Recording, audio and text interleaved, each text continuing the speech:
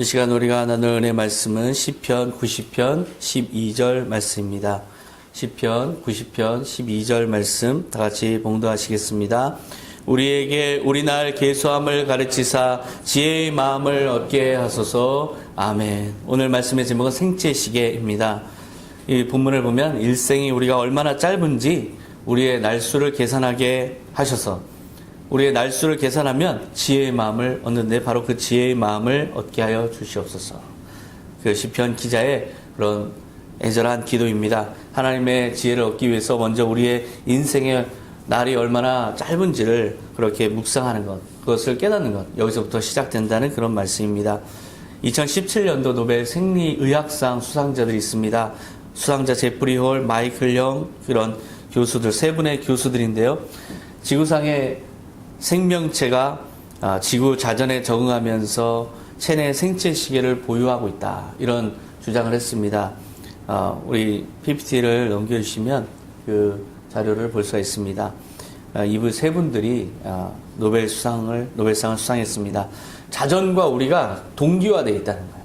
지구가 자전하면 거기에 맞춰서 우리의 우리가 몸도 거기에 적응돼서 생체 시계가 작동하고 있는데, 초파리를 생물 모델로 해서 하루의 통상적인 생체 리듬을 제어하는 유전자를 분리해내고 그 유전자가 단백질을 코딩합니다. 그래서 그 체내에 축적시키고 주간에는 그 단백질이 붕괴되고 이걸 반복하면서 생체 시계가 작동하는데요. 세포 내부에서 자동으로 이 지구 자전과 연동해서 돌아가는 시계 메커니즘이 작동하고 있다. 우리 몸에 작동하고 있다는 겁니다. 제가 이제 외국에 나가면 그 시차 적응을 처음 못 하잖아요. 바로 그것이 이 예라고 할 수 있습니다. 그래서 낮에 있다가 그 밤이 된 나라에 가면은 거기서 한동안 잠이 안 옵니다. 며칠 동안 좀 잠을 설치는 일이 있는데요. 바로 그것이 시차 적응이라는 것이 바로 이런 생체 시계가 돌아가는 메커니즘이 바뀌기 때문에 일어나는 현상입니다. 외부 환경과 체내의 생체 시계가 일시적으로 불일치하면 생체 리듬에 악영향을 미칩니다. 그래서 우리가 어느 날 갑자기 밤을 새거나 며칠씩 밤을 새면 이 몸의 리듬이 무너지면서 몸이 굉장히 안 좋아지는 겁니다. 생활 방식, 생체 리듬이 만성적으로 만약에 불일치하면 그때 다양한 질병 위험이 있다. 질병이 많아진다. 바로 이것이 이들이 밝혀낸 그 메커니즘입니다. 이걸 가지고 노벨 생리의학상을 작년에 수상하신 겁니다.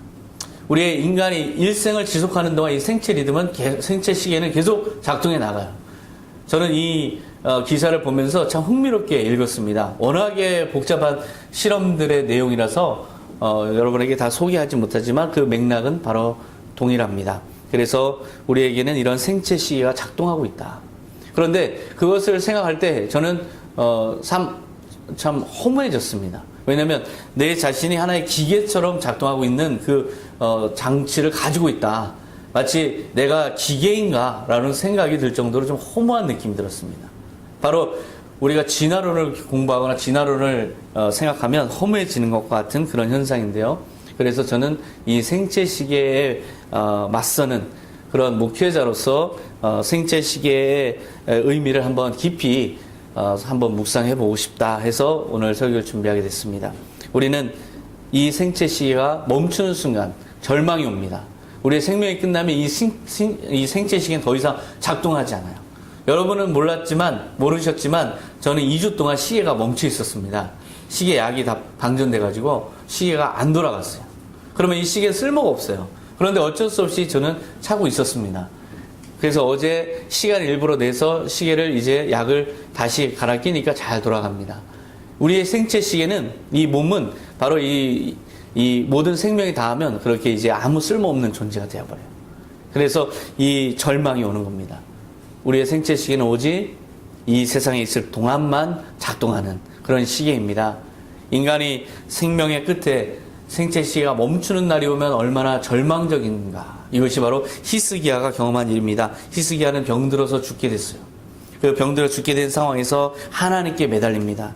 히스기야 왕은 얼굴을 통곡의 벽에 대고 심하게 통곡하며 기도해요.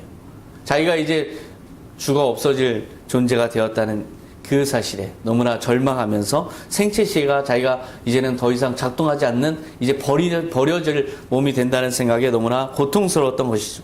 그래서 열왕기하 20장 33절에 보면 여호와여 구하오니 내가 진실과 전심으로 주 앞에 행하며 주께서 보시기에 선하게 행한 것을 기억하옵소서 하고 히스기야가 심히 통곡하더라. 결국 우리의 생명이 끝나는 그 순간에는 기대할 것이 딱 하나밖에 없어요.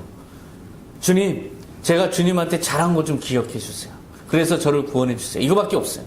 주님, 잘못한 건 다 잊으시고 제가 잘한 것 좀 기억하셔서 제발 저에게 은혜를 주시옵소서. 바로 이것이 유일한 기도죠. 바로 히스기야도 그렇게 기억해 달라고 호소합니다. 하나님께서는 히스기야가 이방 신당을 없애고 신앙 갱신 운동을 펼친 걸 기억하셨어요.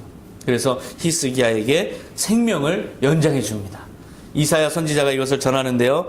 5절에 보면 나는 내 기도를 들었고 내 눈물을 보았다. 내가 너를 고쳐 내 수명을 15년 더 연장할 것이며 너는 3일 만에 성전으로 올라갈 것이다. 하나님께서 생명을 연장해 주십니다. 15년을 연장해 주세요. 이 15년의 생체 시계가 더 돌아갈 배터리를 껴준 거예요. 이것만 꼈어도 히스기야는 완전히 다른 인생을 삽니다. 이제까지의 인생과는 완전히 다르게 열심히 삽니다. 히스기야 왕은 대단한 부와 영광을 누리면서 남은 15년을 보내요. 그리고 무엇보다 3년 후에는 므낫세라는 아들을 낳아서, 그동안 자식이 없었는데 므낫세를 낳아서 다윗 왕가의 명맥을 유지하는 일을 합니다. 생명을 연장해 주신 하나님을 찬양하는 시와 찬양곡과 그런 노래를 많이 지어서 하나님을 찬양하는 또 그런 삶을 삽니다. 그 찬양시 중에 하나를 우리가 같이 보겠습니다. 나는 생애 전성기에 죽음의 문턱을 넘어 수명대로 살지 못할 것으로 생각하였다. 나는 또 이 세상에서 다시는 여호와를 뵙지 못하고 이 세상에 살아있는 사람도 다시 보지 못할 것으로 알았다. 내가 제비나 학처럼 짓거리고 비둘기처럼 슬피 울며 하늘을 바라보다가 지쳐 여호와여 내가 죽게 되었습니다. 나를 구해 주소서 하고 외쳤다. 여호와께서는 나에게 말씀하시고 이 일을 행하셨으니 내가 무슨 말을 할 수 있겠는가. 내가 이 고통을 생각하며 여생을 겸손한 마음으로 살아가리라. 내가 이런 고통을 당한 것은 나에게 유익이었습니다. 주는 내 영혼을 사랑하셔서 나를 죽음에서 건지시고 나의 모든 죄를 용서하셨습니다. 여호와께서 나를 구원하실 것이니 우리가 평생 여호와의 성전에서 수금으로 노래하며 찬양하리라. 자기의 생명을 15년 연장해 준 것에 대한 이 인간의 놀라운 그 감격의 반응이 다 들어가 있습니다. 고작 15년 더 돌아갈 생체 시계를 부여해 줬을 뿐인데 그걸 허락한 결과 인생은 완전히 이제는 새로운 인생으로 바뀐 것이죠. 인생의 의미와 가치가 완전히 달라집니다. 그동안 자기가 못했던 것, 누리고 싶었던 것, 그리고 무엇보다 가치 있는 일에 전념하는 히스기야를 보게 됩니다. 만약에 우리에게도 수명이 연장된다면, 자, 20년, 50년, 100년 연장이 된다면 여러분은 어떤 일을 하면 사시겠습니까? 지금처럼 먹고 사는 일에 찌들면서 그렇게 계속 살고 싶은 분은 안 계실 거예요. 우리도 어쩔 수 없이 지금 이렇게 살고 있지만 정말 극단적인 그 치명적인 질병에서 나음을 입은 사람들을 보면 그렇게 가치관이 우리가 다릅니다. 이 세상에서 더 가지려는 마음을 내려놓고 이제 가치 있고 의미 있는 일에 투신하는 모습을 볼 수가 있어요. 재능을 따라서 주님께 영광 돌리며 자기의 가진 것을 베풀어서 사람들을 기쁘게 하는 일에 매진하는 사람들을 많이 보게 됩니다. 얼마 전에 암에서 나은 분이 있는데요. 전국 여행을 다니는 거예요. 이제 살면 얼마나 더 살겠냐 해서 전국 여행을 다니면서 열심히 봉사활동하는 것 같습니다. 바로 그렇게 바뀌는 겁니다. 인생의 의미와 가치는 죽음 앞에서 우리는 새롭게 깨닫는 거죠. 수상한 그녀라는 영화 아시죠? 수상한 그녀라는 영화를 여러분 기억하십니다. 70 할머니가 사진관에서 사진을 찍고 났는데 50년이 젊어져요. 젊은 시절 외모와 젊음으로 돌아갑니다. 남편 잃고 홀로 아이 키우면서 모르지 먹고 살려고 발버둥 치던 삶에서 이제 완전히 바뀌어서 자기가 하고 싶은 일, 그동안 먹고 사느라고 엄두도 못 냈던 음악 인생, 노래 인생을 열심히 삽니다. 생체 시계가 회복돼서 그래요. 50년이 회복됐어요. 생명 연장이 된 거죠. 바로 그렇게 됐을 때 그의 삶은 완전히 새로운 인생이 됩니다. 그 영화를 소개하는 영상을 잠시 보겠습니다. 50년은 더 젊어 보이게 해드릴게. 하나, 둘, 셋.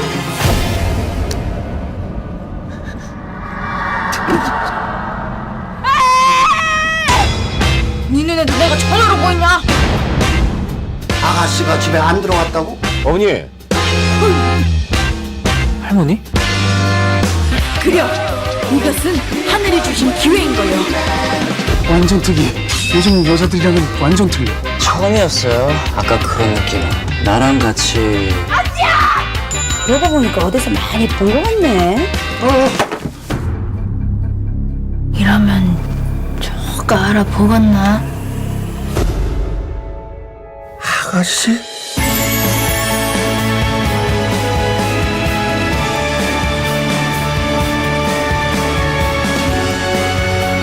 나도 젊어지는 수밖에 없어. 가슴이 자꾸 주책 없이 뛰는구먼. 이 할머니는 그동안 이래도 계속 먹고 쓰고 나면 남지 않는 그런 인생을 살아왔어요. 계속해서 아이 키우면서 장사하고 그렇게 자기의 일생이 그냥 남겨진 아이 키우면서 살아가는 것이 마치 자기의 일생의 모든 목적인 양 그렇게 아둥바둥하면서 살아왔어요. 그렇게 70년을 살아오고 나서 결국 이제 새로운 젊음을 허락받았을 때 이 할머니의 삶은 이제 완전히 달라집니다. 생체 시계가 되돌려졌을 때 이 할머니의 인생의 목적은 완전히 새롭게 바뀝니다. 이제는 생존만을 위한 삶에 관심이 없어요. 생존만을 위한 삶이 아니라 가치 있는 일을 찾아서 그렇게 열심히 자기가 하고 싶은 일을 하면서 삽니다. 노래 평생 동안 하고 싶었던 그 노래에 대한 열망을 꾹꾹 참고 있다가 이제는 노래에 대해서 그렇게 한을 풀듯이 열심히 그렇게 하는 모습을 볼 수가 있습니다. 할머니는 다시 시장에 장사하러 가지 않아요. 이제는 아둥바둥 거리면서 살지 않습니다. 노래하러 갑니다. 거기에서 마음껏 젊음을 발산합니다. 자기가 하고 싶었던 일 즐기며 사는 것이 진정 생명 연장 받은 자의 꿈이라고 할 수 있어요. 바로 그런 삶을 살아가고 있습니다. 진정 가치 있는 인생을 추구하는 삶에 투신하는 이 할머니의 모습, 바뀐 모습을 보세요. 무한한 행복을 경험하고 있습니다. 무한한 기쁨을 경험하고 있어요. 이대로 50년 쭉 이렇게 살아간다면 얼마나 귀하고 행복한 새 인생이 되겠습니까? 그런데 그렇게 즐겁게 보내던 어느 날 손자가 큰 사고를 당합니다. 그래서 손자가 중환자실에 누워있는 상황이 돼요. 손자는 이제 회복하기가 어려운 그런 급박한 상황에서 수혈이 긴급하게 필요한데 그 수혈에 가장 적합한 사람이 할머니의 혈액형입니다. 할머니입니다. 그래서 누군가 수혈을 해주면 나을 수 있는 상황에서 할머니는 어떻게 됐을까? 수혈을 해주면 근데 이 할머니는 만약에 수혈을 해주잖아요. 그러면 노인으로 다시 돌아가요. 그러니까 노인으로 돌아갈 것인가? 이 손자를 위해서 피를 주고 노인으로 돌아갈 것인가? 아니면 이거를 모른 척하고 내 인생을 계속 살 것인가? 이 기로에 섭니다. 그토록 고생스러운 삶을 살아온 이 할머니에게 아들은 그냥 가세요. 이래요. 그냥 가세요. 할머니, 어머니 고생 그동안 너무 많이 하셨으니까 이렇게 어떻게 찾은 젊음입니까? 그냥 가세요. 이 아들은 신경 쓰지 마시고 손자는 신경 쓰지 말고 그동안 고생한 거 보상 받으시면서 행복하게 사세요. 근데 할머니는 어땠을까요? 할머니는 고민하지 않습니다. 할머니는 거기에서 후회함 없이 손자에게 수혈할 것을 결정해요. 그리고 자기의 모든 마음을 손자에게 줍니다. 그 장면도 같이 보겠습니다.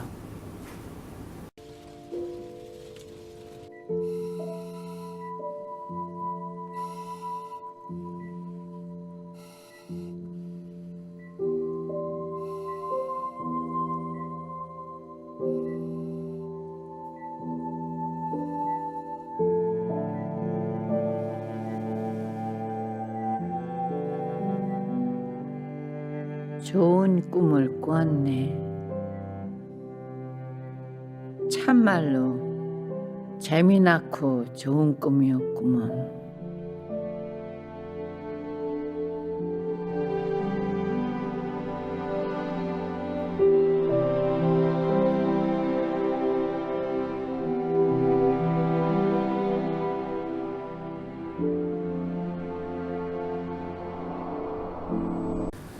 할머니는 기꺼이 자기가 부여받은 50년을 내려놓습니다. 손자를 위해서. 왜 그렇게 결정했을까요? 손자가 누구입니까? 자신의 영원한 존재가 이어져 나가는 통로이자 미래입니다.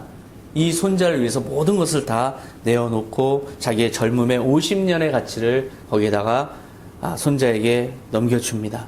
자기가 영원한 존재로서 자기의 미래를 포기하지 않는 거죠. 여러분이라면 이 상황에서 어떻게 하겠습니까? 모른 척하고 가시겠습니까? 아니면 손자를 위해서 똑같이 하시겠습니까? 50년 젊음을 부여받는다고 좋아하겠지만 50년 젊음을 포기해도 후회 없는 어떤 가치를 얻는다면 어떻게 하시겠습니까? 바로 이것이 우리의 인생의 질문입니다. 결국은 우리가 얼마나 사느냐가 중요한 게 아니에요.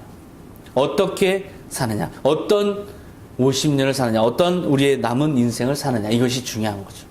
여기에서 우리 인생의 가장 중요한 진리가 발견됩니다. 우리가 두려워하는 죽음의 본질이 무엇일까? 그것은 정말 내가 여기서 살지 못해서 두려운 걸까? 아니면 내 인생이 의미 없이 끝나는 것이, 여기서 이렇게 끝나는 것이 두려운 걸까?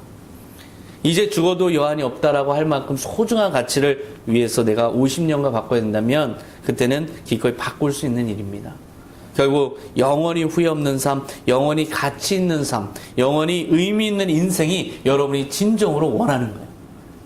죽음 자체, 삶 자체 이것이 아닙니다. 이것을 통해서 여러분이 뭔가 이 인생의 의미와 가치를 실현하고 싶어하는 것, 이것이 바로 여러분의 본질적인 욕망이고 그것이 여러분의 목적인 거죠. 50년 동안 이 할머니가 새 삶을 부여받았지만 맨날 먹고 사는 일에 똑같이 산다면 어때요? 그것은 잠깐 몇 달이지만 신나게 자기의 꿈을 실현해 본 그 삶과는 전혀 가치가 비교할 수 없습니다. 아무리 생체 시가 50년 되돌려진다 해도 사실은 죽음은 다시 카운트다운이 시작되는 거죠. 생체 시가 멈추는 날 모든 것은 다시 끝나버립니다. 결국 인간에게 절망이 오는 거죠. 생명 연장 자체가 우리의 관심거리가 아니에요. 사실은 우리가 어떤 인생을 사는가, 이것이 가장 중요한 거죠. 극단적으로 얘기하면 예수님은 33년밖에 허락받지 못했습니다. 그러나 그 인생은 영원한 가치 있는 인생, 영원한 의미와 가치를 실현한 인생이었어요. 예수님은 자신을 던져서 인류에게 영원한 생명의 길을 여셨기 때문에 엄청난 인생의 가치를 실현한 겁니다. 요한일서 2장 25절 말씀, 그가 우리에게 약속하신 것은 이것이니 곧 영원한 생명이니라.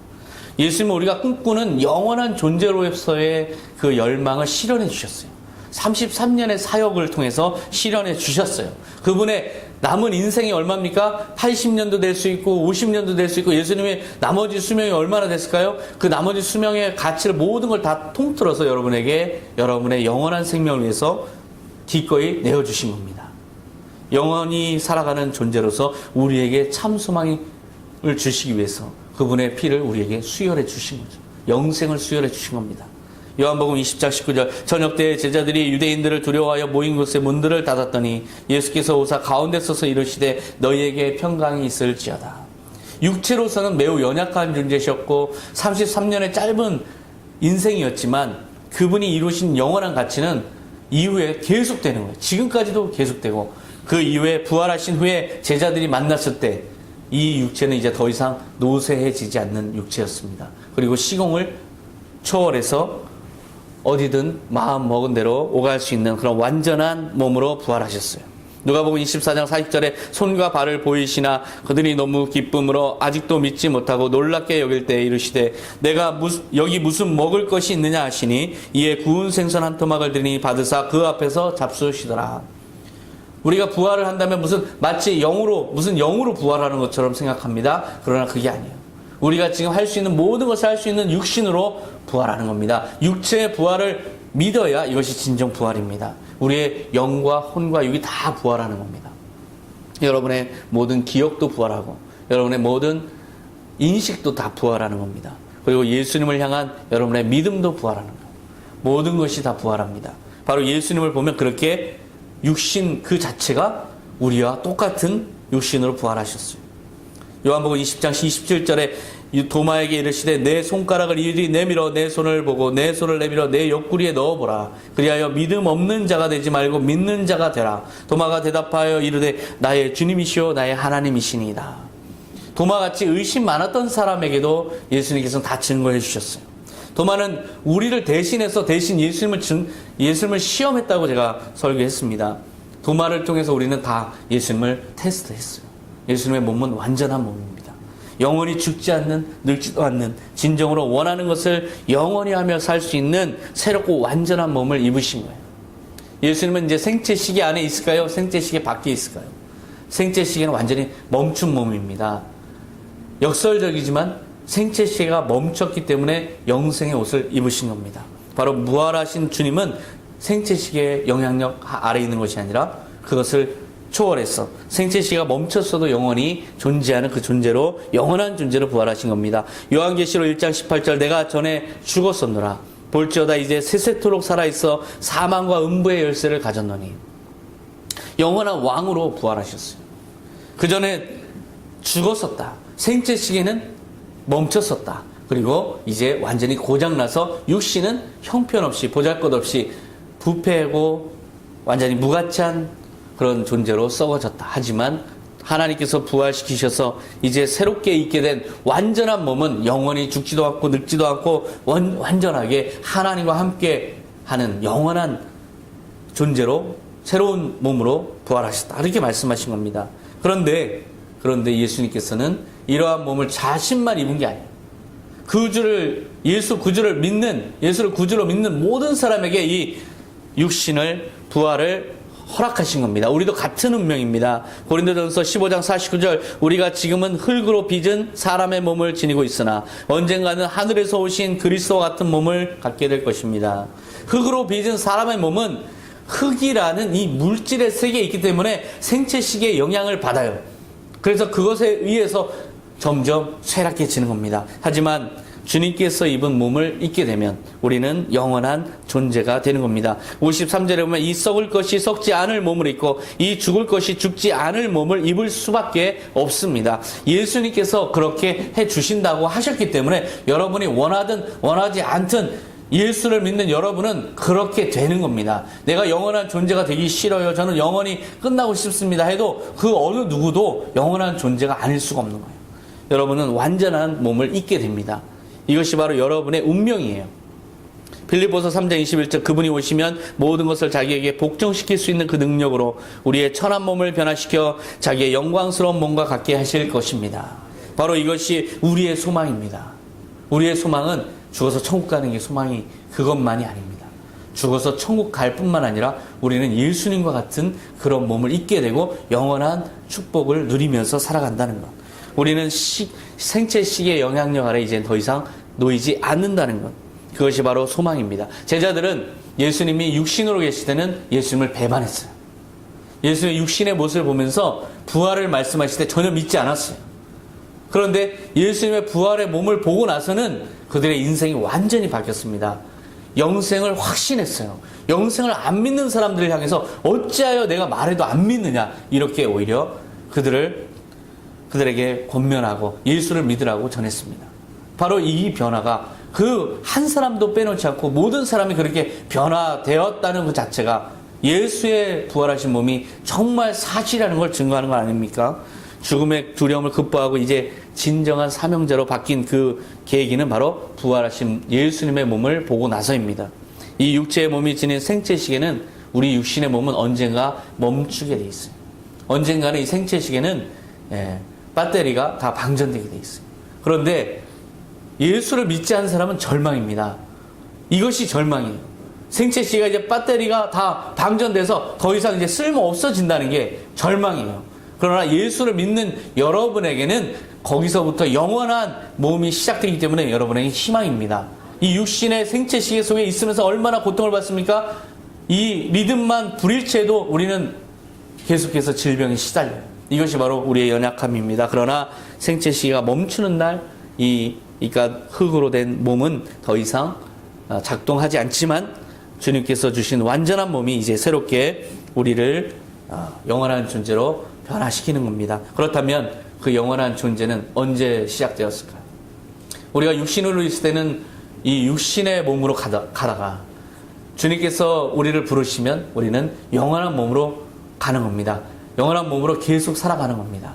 그러면 생체 시계 속에 이 메커니즘 하에 있는 이때만을 우리가 진리라고 생각하고 이것 때문에 두려워하고 걱정하고 염려하고 그렇게 산다는 것 자체가 너무나 진리의 무지한 삶인 거죠. 우리는 이미 영원한 몸을 허락받은 자입니다. 그러면 우리는 이미 영원한 존재인 것입니다. 이 생체 시계로 돌아가는 기계와 같은 생명에 집착하지 말기를 바랍니다. 진정 영원한 가치를 추구해야 돼요. 이 생체 시계 안에 있을 때 우리는 이 몸으로, 썩을 몸으로 열심히 우리가 주님으로부터 기억될 그 일을 해야 됩니다. 이것이 바로 선한 천직의 삶이죠. 히스기야가 결국 마지막에 의존했던 것은 주여 내가 주님한테 열심히 잘한 거 그거 기억해 주세요. 이게 바로 우리가 마지막에 해야 될 기도 아닙니까? 그 기회가 이 생체 시계 하에 있는 이 연약한 몸이 있을 때 우리가 그 일을 해야 된다는 겁니다. 바로 그럴 때 주님께서는 우리에게 완전하고 영원한 몸을, 주님과 같은 몸을 우리에게 허락하십니다. 이것이 여러분의 소망입니다. 이것이 여러분 앞에 펼쳐진 거부할 수 없는 현실이라는 겁니다. 나중에 그 몸을 입었을 때, 내가 육신의 몸을 입을 때 너무나 한계 없다라고 후회하지 않기 위해서 우리는 최선을 다해서 지금 이 육신의 몸을 입고 주님께 영광을 돌리는 삶을 살아야 되는 겁니다. 이것이 바로 생체 시계의 진리를 깨달은 여러분의 모습이어야 하는 것입니다. 바로 영광의 몸을 소망하시는 여러분 되시기를 축원합니다. 기도하겠습니다. 하나님 아버지 감사합니다. 우리 인간은 너무나 연약해서 아버지 주님 이 생체 시계 하에 영향력 하에 놓인 이 연약한 육체를 보며 날마다 근심하고 걱정하고 두려워하고 염려합니다. 주님 그러나 이 육신의 몸이 갈 때까지 가다가 멈추게 되면 이제 영원한 몸이 시작됩니다. 바로 이것이 우리의 소망입니다. 이제 육신의 몸으로 있는 동안에 우리가 해야 될 일을 깨닫게 하여 주시옵소서. 새로운 몸을 15년을 허락받았을 때 인생이 완전히 바뀌어서 주님의 영광을 위해서 살았던 히스기야처럼 우리가 이 남은 날 동안 언제 주님을 뵐지 모르지만 그때까지가 우리가 생명 연장 받았다고 깨닫고 주님 그 시간 동안 히스기야처럼 최선을 다해서 주님의 영광을 위해서 살게 하여 주시옵소서. 이것이 바로 우리의 선한 청지기들의 삶의 목표여야 합니다. 우리에게 이 시간 그러한 결단의 시간 되도록 주님 은혜 내려 주시옵소서. 감사드리며 예수님의 이름으로 기도하옵나이다. 아멘. 받은 말씀을 기억하며